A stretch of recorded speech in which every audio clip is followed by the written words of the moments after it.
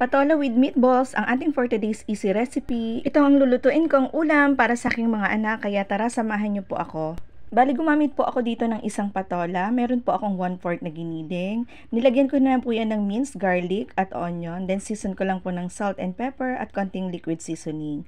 Then mag-a-add din po ako dito ng 1 tablespoon ng harina. Pambind lang po para po mag-stick together. Then haluin lang po mabuti. At uumpisahan ko na rin pong magbilog. Bali katamtaman lamang po yung laki. At ito na po yung mga natapos ko. Ayan, bali ire-rest ko lamang po ito sa freezer for 30 minutes. Inumpisahan ko na pong magisa sa konting mantika ng ating mga aromatics, bawang at sibuyas.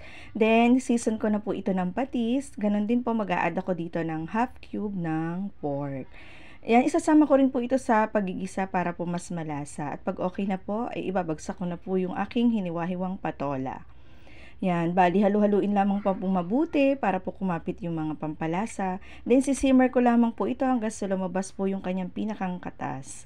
Ayan, at pag lumabas na po kagaya nito, ay mag-a-add na po ako dito ng tubig. Then, sisimmer ko lamang po ito hanggang sa kumulo. Then, pag okay na po, ay ibabagsak ko na po yung aking mga ginawang meatballs. Then, simmer ko lamang po ito hanggang sa lumutang po yung ating mga meatballs. Kasi pag lumutang na po is okay na po yan.